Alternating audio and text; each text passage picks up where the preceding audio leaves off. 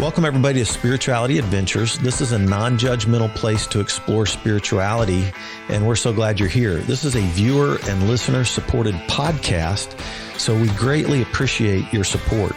If you're watching on YouTube, be sure and subscribe to my YouTube channel. Be sure and like, share, and subscribe to any of the social media content platforms that you're using. And then if you go to our website, spiritualityadventures.com, you can make a one-time donation, or with a monthly subscription, you'll gain access to our bonus content. We greatly appreciate it. Thank you for tuning in. Welcome, everybody, to Spirituality Adventures. We're glad you're tuning in this week. And hey, this is, I've done a lot of musicians. I've done country, I've done rock, I've done rap, I've done pop.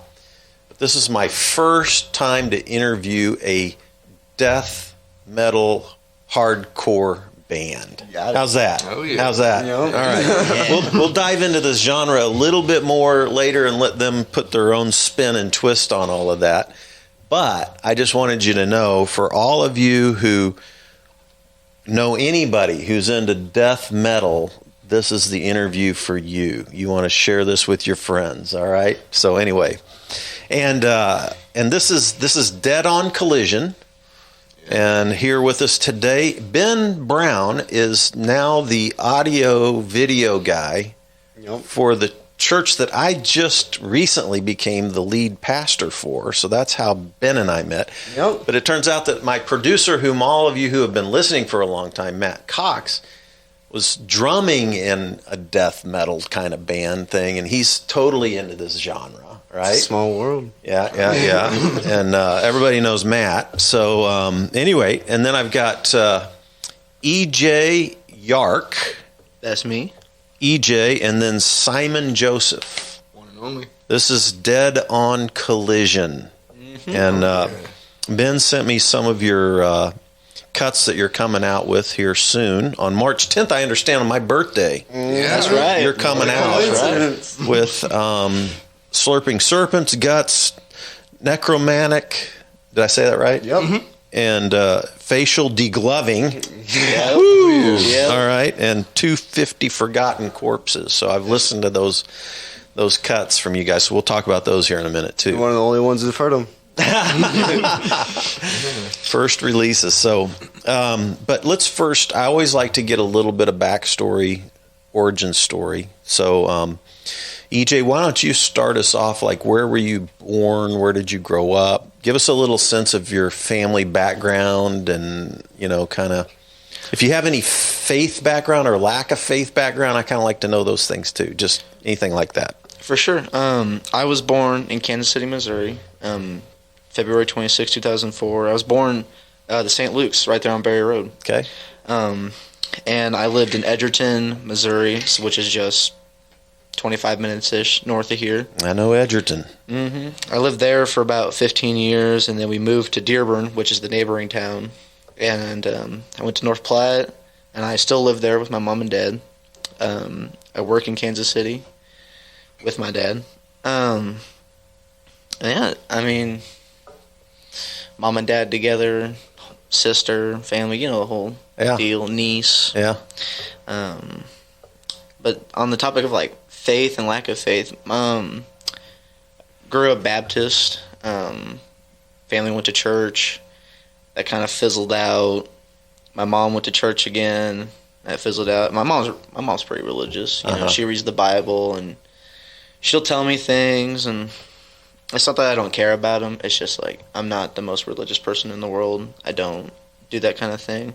But I respect it. She's my mom. I love my mom. So whatever she wants to tell me, let her tell me.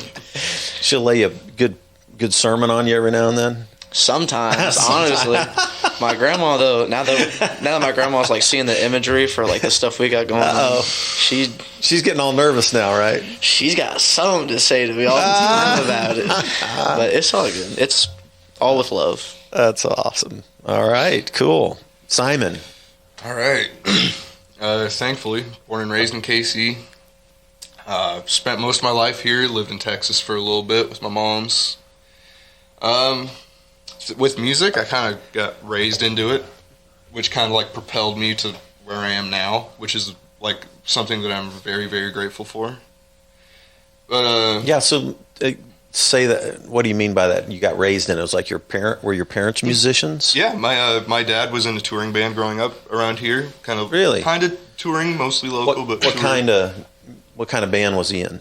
Metal band, not too different from what we're playing. Really? Yeah, Sweet. He recorded our demo. His he dad did. did. Yeah, he did Awesome. record our stuff. Well, that's cool. Yeah, Huh. What was his band's name? Do you? Surrogate Sons. Did you know them, Matt? Sounds really familiar. On some of the other ones. Oh yeah, he's done stuff with Lucid Paradox, a guy named Tyler Keast, I think. Okay. He's done a couple like one-off things. He's not really doing much of anything now. Okay. But he got me where I am now, which is So you grew up around loud music, guitars, blaring, yeah, all that kind of stuff. something loud coming from every part of the house. That's amazing. Including the That's bedroom. amazing. See, my dad was listening to Johnny Cash, gospel quartets, and the Statler Brothers.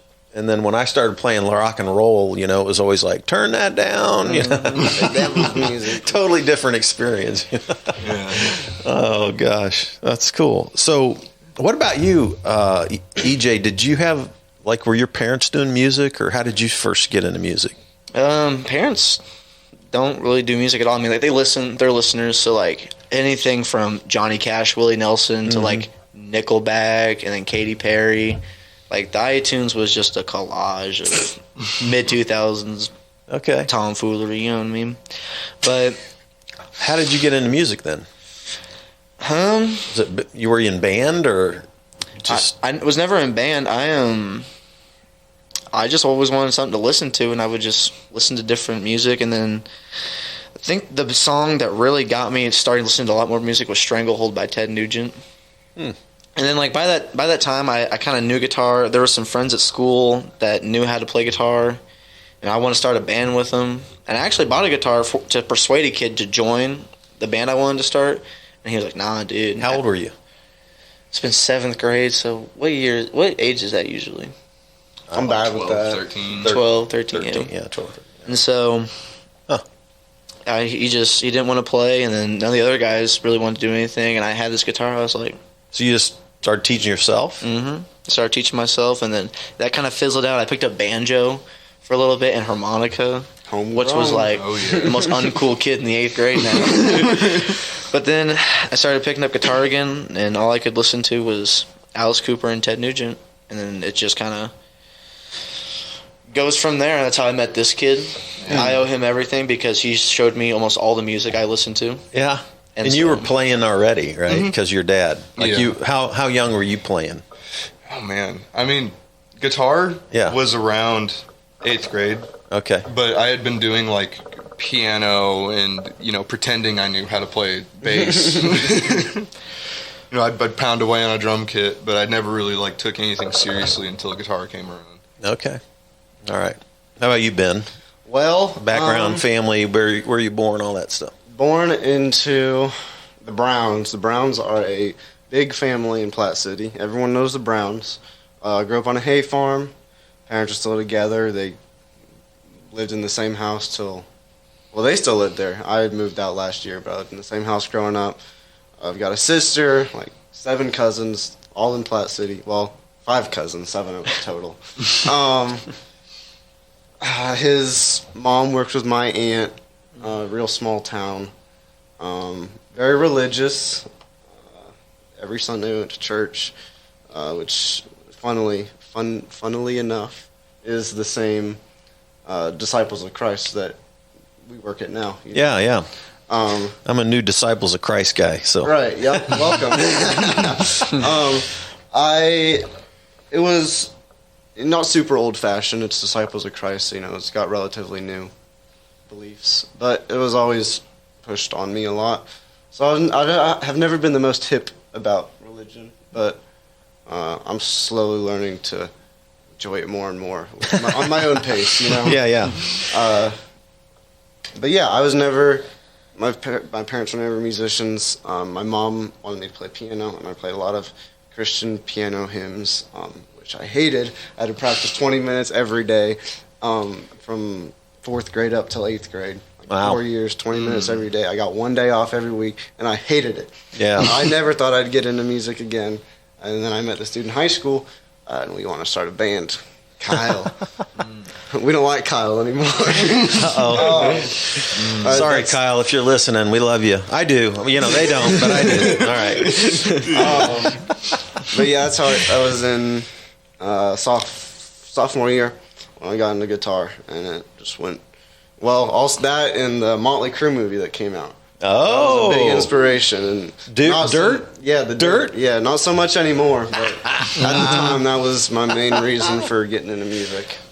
Hell yeah. That was Yep. kind of, I watched that movie at least twice. Yeah, It's got a kind of an interesting twist at the end, you know, a little bit. But yeah, it's, anyway, cool. Mm-hmm. Dirt. Joe Dirt. Yeah. Awesome. Yeah. All right. So then how did Dead on Collision get together? Did I start this one off? Go I for it, believe buddy. so. All right. We've been friends for quite some time now.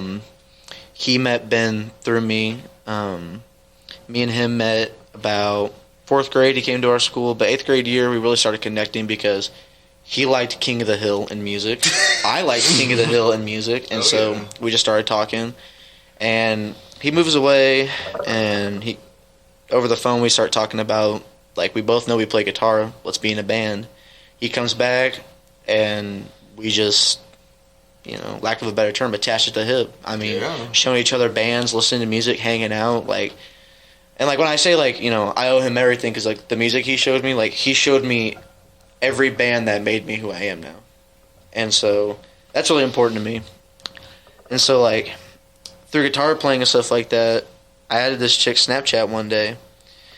And she was a drummer, and I was like, you want to start a band? And she was like, well, I'm already in a band. And it was his band, Teen Distortion at the time. She wasn't in the band. She was the backup drummer. That was her self-proclaimed title. And she was like, we just lost one of our guitarists, being Kyle. Yup, that was Kyle. Bye-bye, Kyle. And I was like, let me try out. And about a week later, I was there trying out, and that was Ben's house. And that's how I met Ben. And then he moved away for about a year or so, and he came back for a month to visit his dad. And I was like, dude, come kick out of band practice. And we just all started hanging out. Rest is history. The rest is history. How long ago was that? 2 years ago. 2 years. 2. Okay. Yeah. So you've been playing together 2 years. We've been hanging out for about 2 years. 2 years. EJ and I Okay. have been playing together for about 2 years. yeah. And then 3 of us under Dead on Collision about 5 months. Yeah, 5 Yeah. months. Yeah. All right. What, like, do you get together once a week or twice a week, or twice. Twice if we you can. just jam out? Oh, Jam yeah. out. Things have been slacking since we've been in the studio. We're doing this demo and stuff like that. But So how do you, like, you've got some new songs coming out. I don't want to start diving into those quite yet, but who writes the lyrics? All 3 of us. All All three three of of Really? us, Yeah. So you're like doing a collaborative songwriting effort. Every one of your songs, all 3 of you have Yeah. jumped in on. Oh wow. Yeah. Our thing is we try and leave ego at the door. We tell each other, I hate that, I love that. It's for the band. It's not for personal growth. It's Yeah. Yeah. ego at the Collaborative songwriting is there's not as many bands that do it that way. I think most have like a songwriter that, or maybe 2, but they'll write their. But I think it's kind of cool the collaboration style. vocals too. We all 3 Yeah. sing. All pretty 3 do equally vocals. throughout the band. Okay. Live. And then what are all of you? Who's the drummer? Me. Okay. That guy on drums. And then are you 2 are playing, both doing guitar. I play bass. Yep. And I just play Oh. straight up guitar. Okay. Straight up guitar. Straight up. What were you saying about 7-string? Yeah, so Yeah. you were asking us to bring an acoustic in, and that would have been super cool, but we weren't too sure how our songs would transcribe onto a 6-string Yeah. acoustic. Cause you play 7-string acoustic, I play 5-string bass. What's the deal with 7-string acoustic? I'm not up to speed on that one. So 7 strings, like what's a big huge misconception about them is that they're only around for like metal and rock and these huge low ends that people are going to, but like 7-string guitars have existed since like medieval times because bards used to play on 7th strings so they could play in open tunings. I didn't know that. Yeah. Cool. Man's educated, dog. Yeah. You better listen up, kiddo. Oh, that's cool. So I want to jump first into this genre of music. Okay. So when I opened up today, we talked about death, hardcore, metal. All right. So, like, give for those who don't know this genre, let's do a little history on it.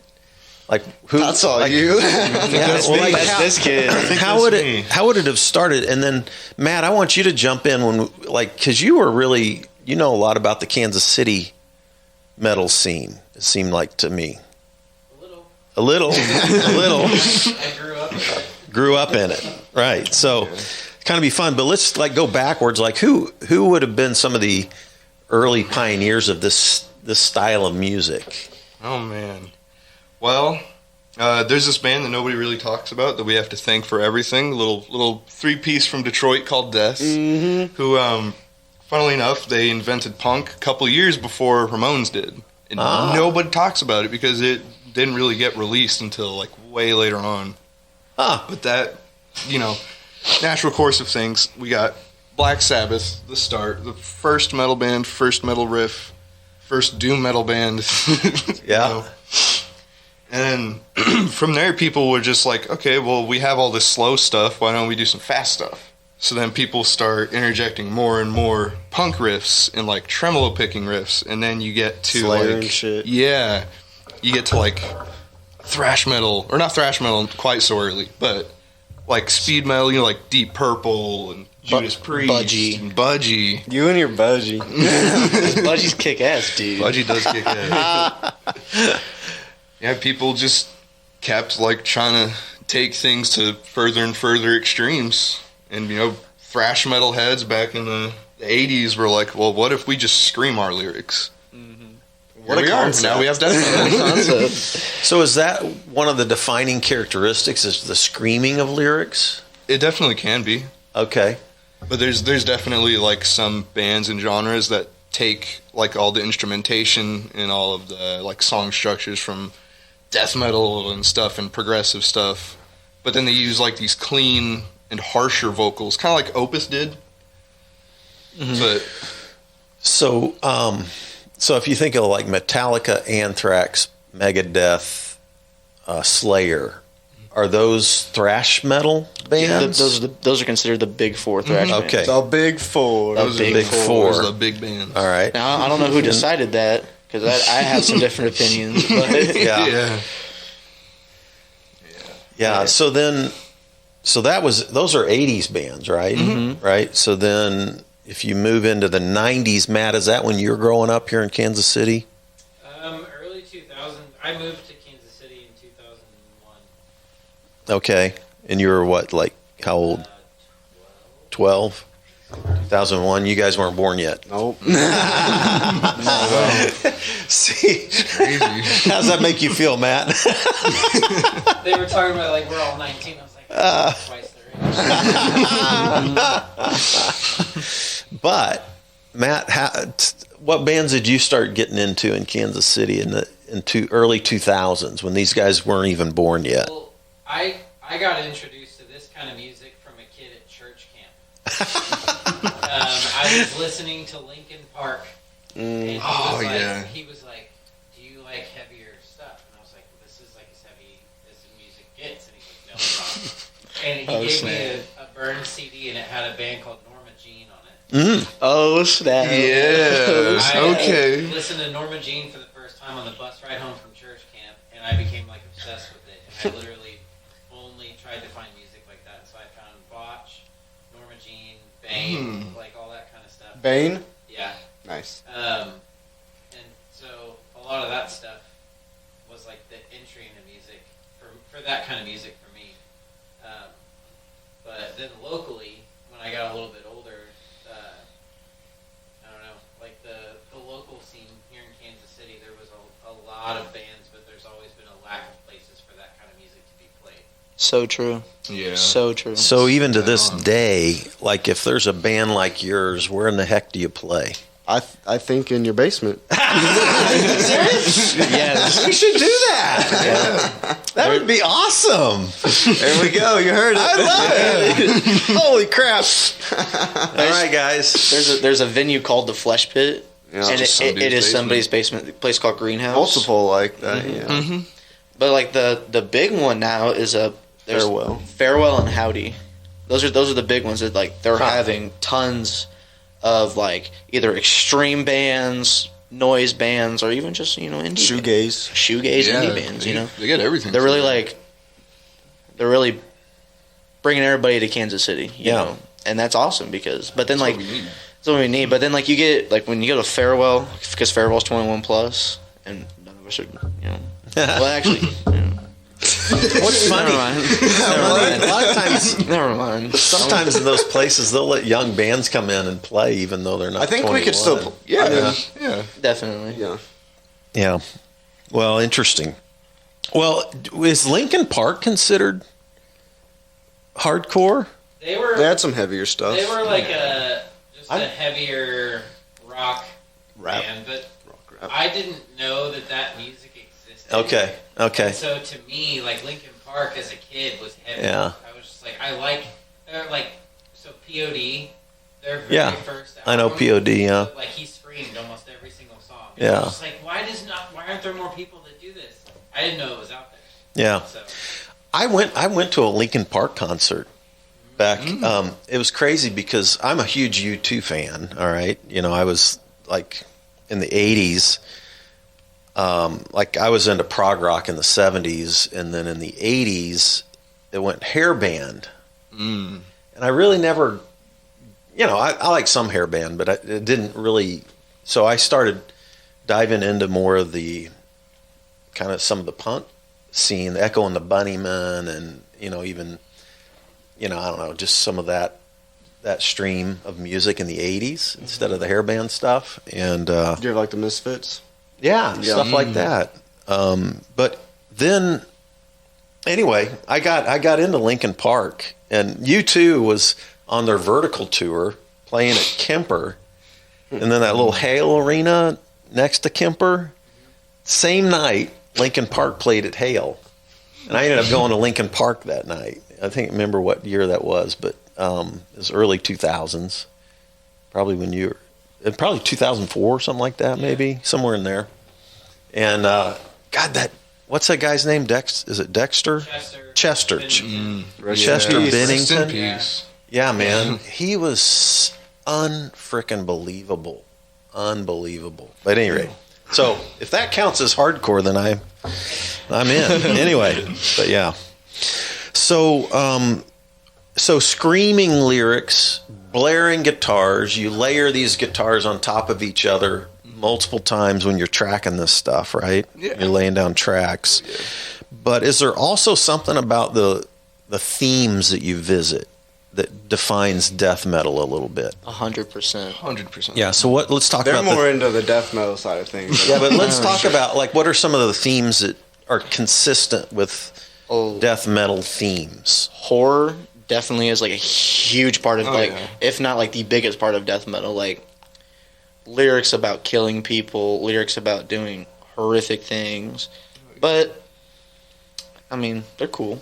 I mean, it's not every day you hear a song called "I Come Blood." You know what I mean? Like and stuff like that. But yeah, I mean, it's all horror. It's all just horrific things. But then like you get hardcore and it's almost like like the difference between mainstream horror and B horror. Yeah. We're talking B horror. There, we're talking right? like we're talking. You're like slasher films, like B.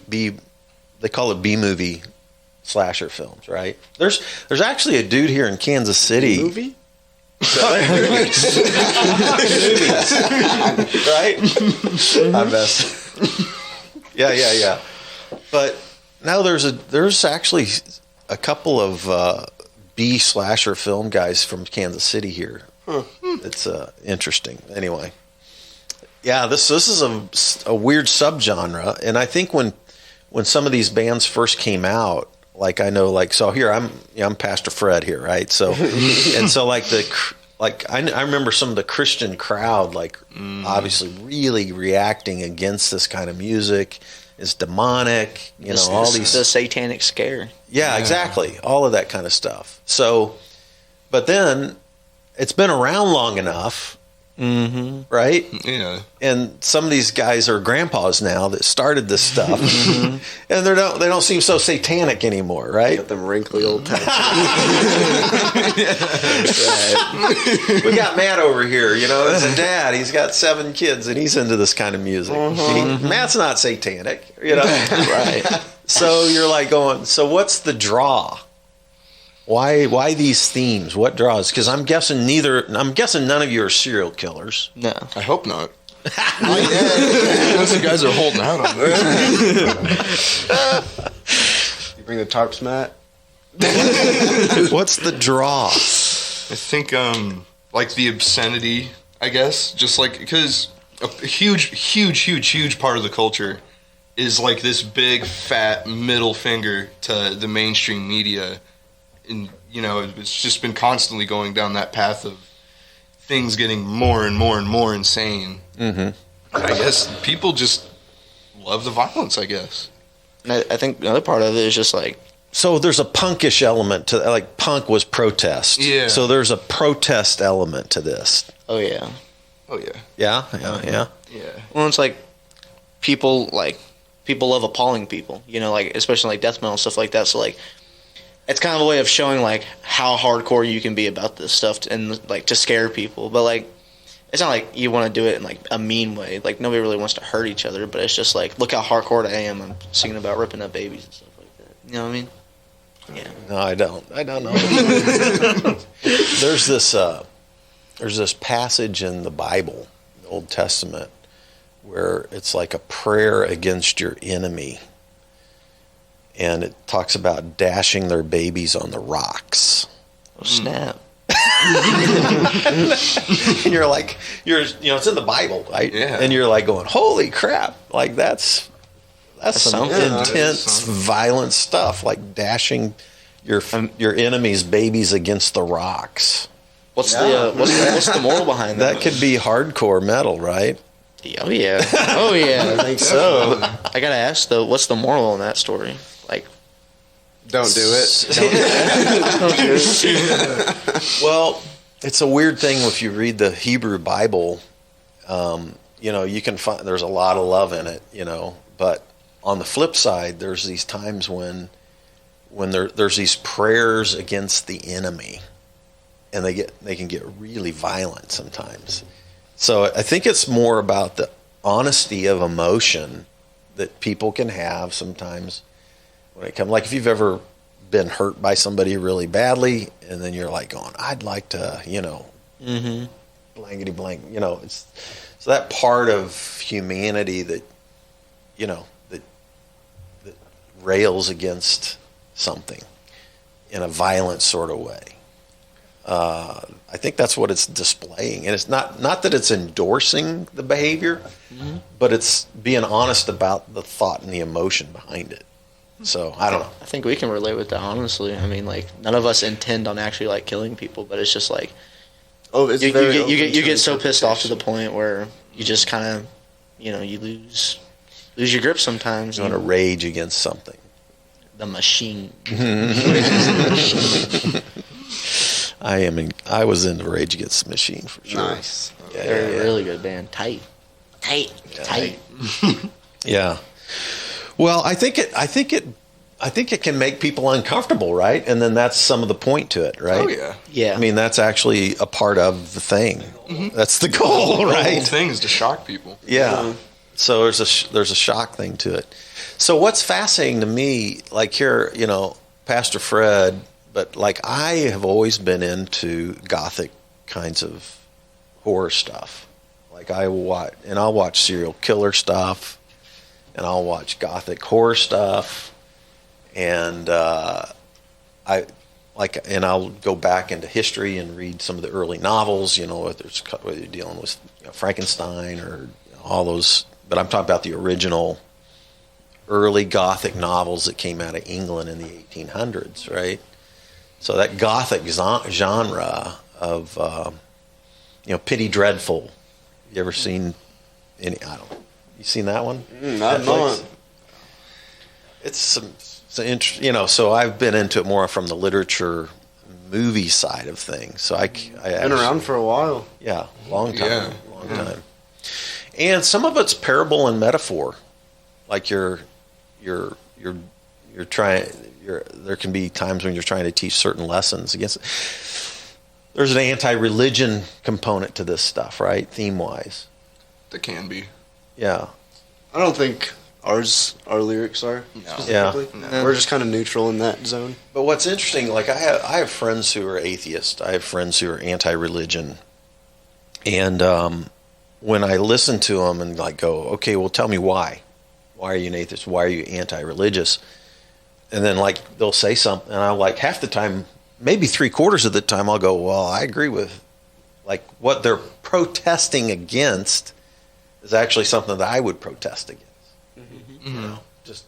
And so it's interesting, sometimes the core of what people are protesting against, sometimes if you unpack it, Yeah, I think isn't as crazy as it might appear. If anything, it'd be more anti-organized religion than faith in general. Yeah. It's not like I don't care who you pray to. Nothing like Just that. don't push it on me. Yeah. Don't push it, but don't disrespect it. Don't be hating on other people for their religions. Totally. It's 100% everybody's right to believe who they believe in. Don't be starting nothing that needs to be started. Yeah.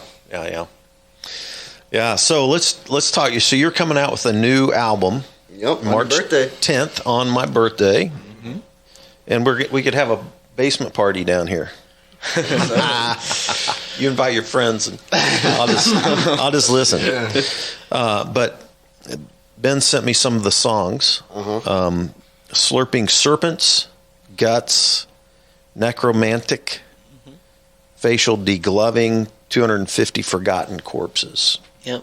So this is 5 songs. Listen to all 5 of them. What's your favorite? Each of them's. I think the 250 Forgotten I kind of like Nice. right at the end there. A little cherry on top. And these are about a minute and a half, 2-minute songs. Yeah. Snap! I didn't know that. I wanted to get like the actual times of all of them and see how long it was. But You have the files. So I brought that up because I wasn't used to listening to such short songs. What's the idea behind? And Ben was telling me that's pretty normal. Well, if I'm gonna be for real, I'm a pretty big guy, so keeping all that stamina for about 4 minutes is a little difficult. I feel like I'm running a mile just to play a 3-minute song. And it's so fast, it's like the work of a 5-minute song. And Yeah. I mean, they all have like their own unique thing to offer, so it's not just like a bunch of short, pointless stuff. What's the thought behind Slurping Serpents? Yeah, I wrote the smoking weed, right? I wrote the lyrics for that one. Yeah, we were just writing it, and can we talk about that stuff on here? I don't know. Okay, these 2 goobers were being goofy on the weed, and I was just like, I'm gonna write some lyrics, but I don't know if they're directly about weed, but it was just like kind of inspired it because getting baked in the sun, that kind of thing. Like a snake. Like a snake. But then I started thinking about it like people who are snakes in the grass, people who try to put themselves in something they're not really about just to try to see what it's about and try to ruin it for people. Not really down with that. There can be a lot of that, especially in hardcore and death metal. People who try to be something they're not. And it's kind of just weeding the snakes out. That's going to be another way to look at it. But these guys just think it's about weed. They don't take it much deeper than that. Yeah. Well, and that we've had several rappers on here, and that's always one of the major themes. All right, how about Guts? Guts? Well, Guts is about getting pretty Swifty. Yeah, getting messed up in some pretty nasty ways. Getting like how your stomach cut open. Yeah, it's a very to the point song. It's not really about anything in particular, you know. It's just like some words I'm gonna scream over these riffs. Mm-hmm. Like graphic novel kind of. Yeah, yeah. I think it was always meant to be more of a live song. Like, I mean, of course it's recorded, but Yeah. I think it's gonna go crazy, like in a basement somewhere. In your Yeah, yeah. basement. Oh yeah. All right, necromantic. That's another one. That's what It you wrote was that another one. for me. You wrote the Yeah. lyrics on that one. Yeah. Well, necromantic. What's the word mean? Well, that's the fun part. So it's pretty adjacent to necrophilia. Necromantic is like wanting to have like romantic relationships with corpses and stuff. So the song is about digging up a corpse, enjoying yourself with it, and then getting eaten alive by said corpse. Wow. I didn't realize that. This is like a zombie movie, you know, like Oh, yeah. kind of, yeah. Yeah. Has to be a hot, dead zombie. Apparently, if someone's wanting to get in that grave and go fresh in after the it, fresh in the grave. Apparently, apparently. talk about getting boned. So when we were talking about some of the themes of some of the literature. You were saying you were into Poe, Edgar Allan Poe, Yeah. H.P. Lovecraft. Oh yeah. You actually read these folks? Yeah. Yeah. Yeah. Love me some Poe, in particular Poe, Uh-huh. like The Mask of the Red Death, The Fall of the House of Troy, you know, all these incredible, incredible works that, unfortunately, I can't work them into lyrics as good as, you know, some people can. Black Dahlia Murder being absolute lyricists, but it's good to like entice that kind of creative spark Yeah. to read all these crazy convoluted words. Are you familiar with some of this stuff, Matt? The Edgar Allan Poe and H.P. Lovecraft? Have you dove into them at all? A little bit more H.P. Lovecraft than Edgar Allan Poe, mainly because I love like Lovecraft style like movies.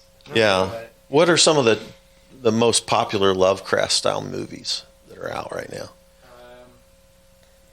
just from a film nerd side of things, if you haven't seen it, I'm sorry I'm spoiling it, but that underwater movie I haven't seen it. that what was the girl's name that was in all the Twilight movies? Oh, yeah. What's her name? I can't remember. Crud. I know who you're talking about though.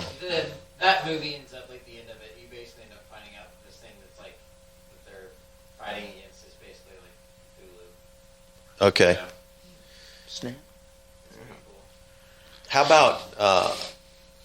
So you. There's a TV. I can't remember the name of it right now, but there's like a series on Amazon that is like every episode is loosely based on an H.P. Lovecraft, like either story or creature. Mm. So it's really good. I can't remember the name of it. I can tell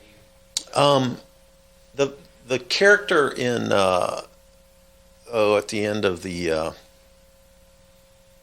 Stranger Things, is it Vecna?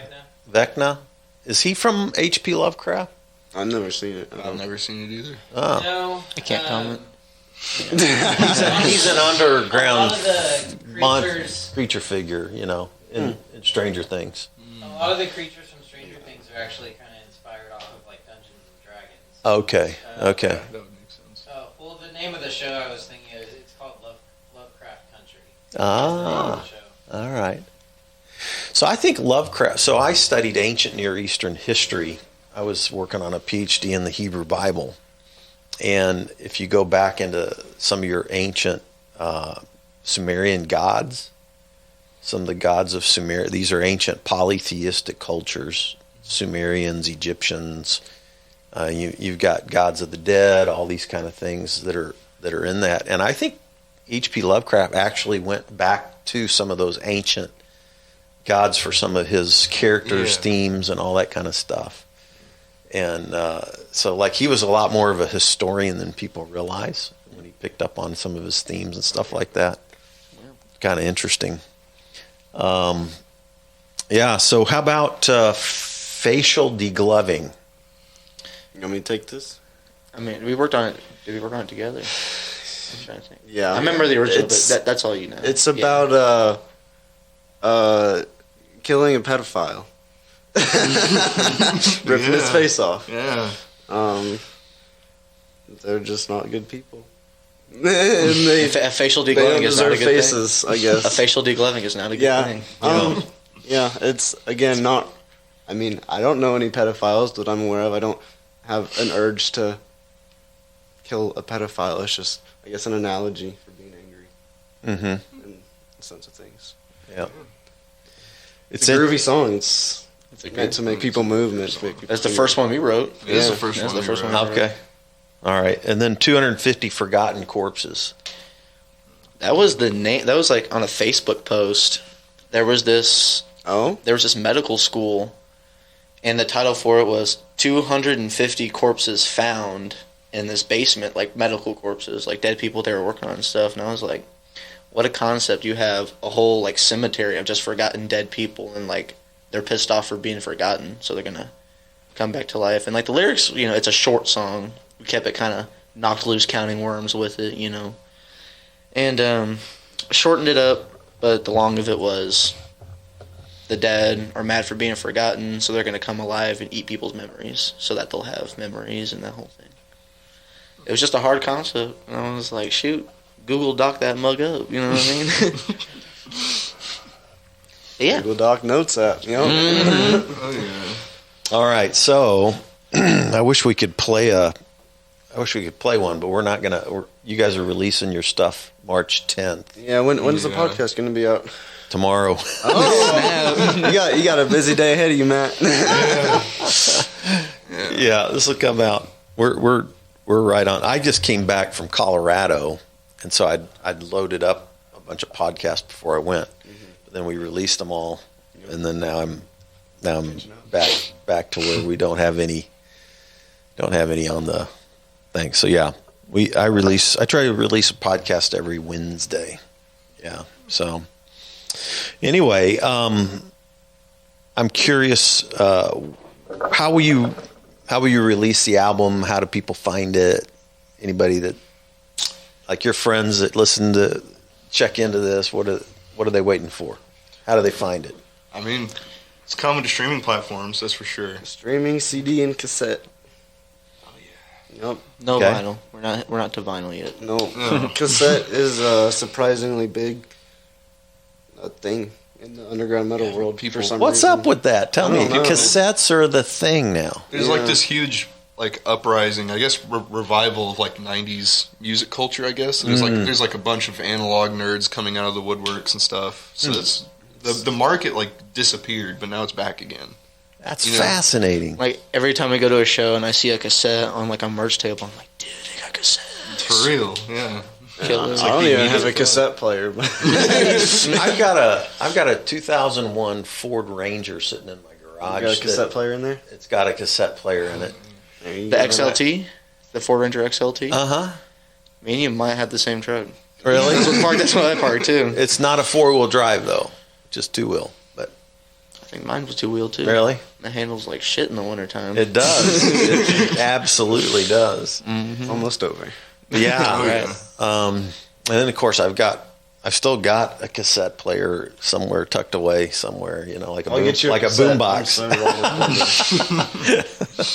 We spent our last weekend erasing old cassettes, so we wouldn't have to buy new ones with the magnet. Holy crud! Yep. Having to go through like acetone. Dude, I got boxes of Rubbing 'em out. cassettes Yeah? that I just boxed them up and they're sitting somewhere, like boxes. Freaking boxes. How about that? No, maybe you'll have one more to I add to probably the got collection. Dookie on cassette. I probably. Oh, Man.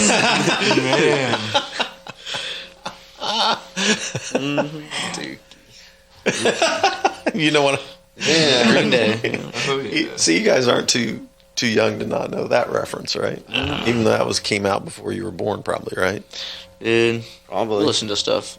like some of our favorite bands come out before we even thought about being born. Yeah. Like Black Sabbath. Like I don't know about Ben. I know with me and him, Black Sabbath is huge for us. Oh yeah. But then these two, they don't like budgie, so whatever. Yeah. Pioneers of metal. I didn't mean to spit on the table, but pioneers of metal. These posers don't know about them. So, locally in Kansas City, who are some of the bands that are in the same genre right now? Yeah, Tenet. Tenet. Okay. Oh yeah. Spine. Yeah. Spine. They're like the hometown. Big inspirations. They're like the hometown heroes. Yep. Yeah. Okay. So if they do a gig, where are they doing it at? How do your farewell? Yeah. Okay. 100%. Perfume USA. They play. Yeah. Not There's Irritated. There's yeah. Rose Girls. Scuff, Sewing Circle. Yeah. Not Kansas City scene, but kind of Lawrence. Tragic Fate out of St. Oh, Joe. St. Joe. The December. Scruffy and the Janitors. Almost Enemies. The boys. The Boys. Yep. Mm-hmm. Scruffy and the janitor's still around. Yup. They still play shows at Cafe Acoustic. Nice. Yeah. Solo artist Tim Whelan. Tim Leland. Tim Leland. And Yeah. It's a good. It's a really good guy. Huh. Yeah. And what kind of like who are some of the bands nationwide that are in this genre right now that are Turnstile's probably the biggest. okay? Yeah, Turnstile just got nominated for Grammys, and that was pretty cool. Yeah, yeah. People saying they went mainstream. But They're getting. what do they there. know about it? They're getting. Good. Their sounds more Child produced, hardcore. you know. It's vanilla and vanilla. Drain, Scowl, Mm-hmm. 200 Stab Wounds, Sanguisuga Bog, Yeah, Sanguisuga Undeath, The Black Dahlia Murder, Jesus Boys. Peace. Jesus Peace, Yeah. yeah, Enforced, Power. You just said Jesus Peace. I hadn't thought about them in a long time. Yeah, it's my shirt. Yeah. I'd say Power Trip, but rest in peace, Riley. Rest in peace, Ryan. Rest in power. Oh. For real. One pretty underground, Rickshaw Billy's Burger Patrol, like huge inspiration. Way too underappreciated. That's what I'm saying. But they're coming up. They're opening for Tenacious D. They are opening for Yeah. So, yeah, I mean, I took that for a second just to say all the bands that I like, I guess. But Well, it's a genre that, like I've never really dove into it at all. So when most of these bands that you guys just named, I've never heard of them. So, but like there are some bands, I liked Linkin Park. I liked Rage Against the Machine. These are older bands, but, and so that I could see myself if I dove into it a little bit. we can definitely recommend you some. Yeah. Definitely recommend you some. Yeah, interesting stuff. What do you think about? Sometimes when like you take like parents, and then like you can get parents who are like if their kids get into this, then they worry you, right? Have you ever found that? Yeah. Have your parents been that way a little bit? Definitely. Like Yeah. we'll talk about playing this one place and they're like, where is it at? Who's gonna be there? And then like I'll say this place and then they got nothing good to say about it. And it's like we're not idiots, We're not gonna go somewhere hooting and hollering, raising a bunch of hell for no reason and attracting a bunch of unwanted attention to ourselves. Like it's a venue for a reason. You go inside to play the music. You're not, Yeah. letting everybody in Kansas City know. What do you think their fear is, though? You'll get hooked on something, or Yeah. someone's gonna do something bad. to Yeah, you. somebody's gonna come rob your stuff or shoot you for looking at them the wrong way. Some very unfortunate stereotypes Yeah, for our crowd. That's Yeah. that's what I'm wondering. I think drugs are a big thing. Like they're afraid you're gonna be playing shows in a meth house and step on a heroin needle or something. You're gonna get addicted to heroin. Or that was my parents' big worry of me. So I was Yeah. So what have you found, like the crowd that you find into it? Like, so Matt, you're into this. You've got some of your kids getting into it. You're not worried about them going off the deep end because they're into this. Why? Because some of the most genuine and kindest people I've ever met in my life were at metal shows. Really? It's like He's the 100% most right. welcoming community you will ever meet in your life. If you fall down, you're getting picked up. Like, Yeah, you get. See, this picked is up, so pat on the back. interesting. People Kissed can on go the forehead. crazy and throw themselves around in a mosh pit, but the second someone gets hurt or falls down or gets stepped on, everybody stops. The music will stop. Like everyone makes sure that everybody's okay, that they're taken care of. You can dress however you want, look like whatever you want, smell like whatever. I you was want. just gonna say, smell. no one cares. Like you can be completely yourself, and So it's like a community of misfits that Yeah. rooted in love and grace. yeah.